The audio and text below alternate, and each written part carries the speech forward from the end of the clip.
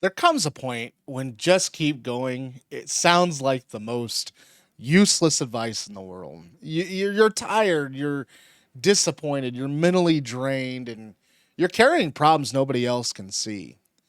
Yet people tell you to push harder, like pain is a motivational obstacle course. And so let's be honest, okay? Continuing can be hard. And sometimes the strongest thing you can do is stop pretending it is easy. Struggling does not automatically mean you are weak, lazy, or you're broken, or you're failing. It often means you have been carrying too much for too long and without enough rest, support, direction, or hope. And the first thing to understand is that your current feeling is not always an accurate prediction of your future. Exhaustion, it speaks in absolutes, and it tells you nothing will change and nobody cares and you ruined everything, and there's no point in trying. But exhaustion is a terrible fortune teller. It takes one painful chapter and convinces you it's the entire book. And when your mind is overloaded, it becomes harder to see the options, remember the progress, or imagine a better outcome. That does not mean better outcomes are gone. It means your ability to see them is temporarily reduced. And one of the biggest mistakes people make while struggling is trying to solve their entire life in one night. They look at their health, their money, their relationships, their work, their responsibilities, and regret and future all at once. And then they wonder why they feel crushed. You do not need to fix everything today. You need to identify the next useful move. And that might be making an appointment, eating something decent, or going outside, cleaning one small area, or telling someone how you feel. Them small actions are not meaningless. Small actions are how momentum returns. Motivation usually does not arrive first. And them actions, they often comes first. And the motivation, it follows after your brain sees that evidence that movement is still possible. Another issue too is the pressure to look okay.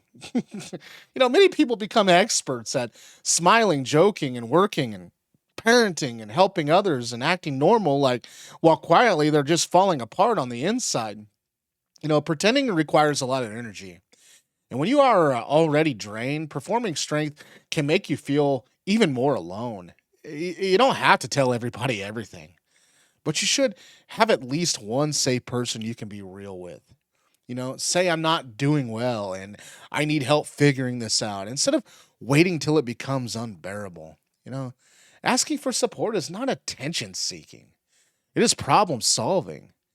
Strong people, they use resources. They talk to trusted friends, relatives, counselors, doctors, coaches, support groups, or anyone qualified to help with the problem they are facing. You also need to separate your identity from your current situations. You may have failed at something, but that doesn't mean that does not make you a failure. You may be unemployed, broke, or grieving, rejected, or overwhelmed, or behind where you expected to be, but none of those words define your entire value. Circumstances describe where you are, and they do not describe who you are. A difficult season can damage your confidence because it removes that evidence of progress. And this is why it helps to deliberately track what you are still doing right. Did you get out of bed, show up for your kids, make a difficult call, and survive a day you thought you could not handle?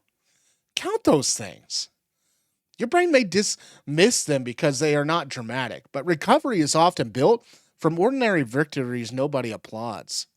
It's also important to examine what's draining you. Sometimes you do not need more discipline, and sometimes you need fewer unnecessary battles. Look at your schedule, your relationships, your habits, and expectations. Are you comparing yourself online and saying yes to avoid disappointing everyone? Rescuing people who reject help or lose sleep over what you cannot control. Continuing does not always mean carrying everything forward.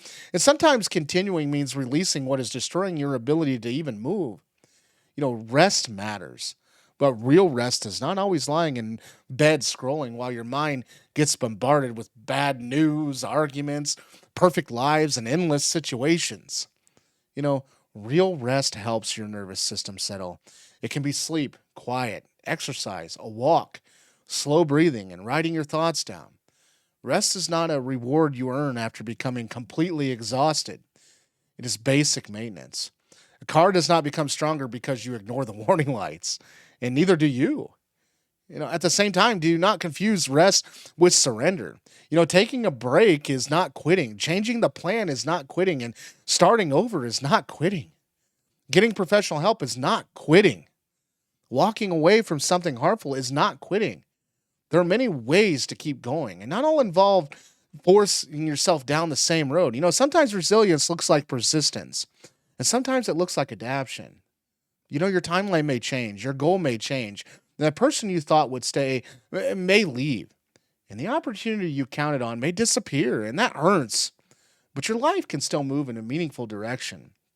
You know, you're allowed to build a new plan with the pieces you still have. Another helpful practice is narrowing your time frame. When the future feels unbearable, stop demanding what you survive that you survive the next 5 years. Focus on the next hour. What would make that hour slightly better or safer? Drink water. Step outside. Call somebody, write down the problem, or make a list with only 3 tasks, and when you finish the hour, handle the next one. This is not avoiding that reality. It's managing reality in a size your mind can process. And remember that thoughts are not commands. A thought can be loud, frightening, repetitive, and still not be something you must obey. You can notice a thought without agreeing with it. You can say, "My mind is telling me I cannot do this," and instead of "I cannot do this," and that changes creates the distance between you and the thought. It reminds you that you are the person and observing the storm, not the storm itself. And if you feel unsafe, hopeless, or like you might hurt yourself, do not handle that moment alone. Contact emergency services, a crisis line, a trusted person, or go somewhere you can be around safe people immediately. That serious pain deserves serious support. There's no price for suffering silently. And for everyone who feels worn down but is still trying, understand this. You do not need to feel fearless, inspired, or confident to take that next step. You only need enough willingness to do one thing that helps. Your life does not have to look impressive right now. I mean, it needs to become manageable again. Slow progress is still progress. That messy progress is still progress, and rested progress is still progress. Even choosing not to give up today is progress. You may not see where all of this leads, but you do not need the entire map. You need the next step, and the next honest conversation, and the next small decision, and the willingness to believe this moment is not the final version of your life. Keep going, but do it with support, patience, boundaries, and compassion for the person who has already survived more than most people know. Thanks for watching today. And I hope you subscribe if you find anything valuable in this video. We're looking to grow this channel. Without you, we can't do that. And I'd love to see you on the next one. I hope you have a good day and enjoy the sunshine if there is in your area. Have a good one. We'll see you guys tomorrow.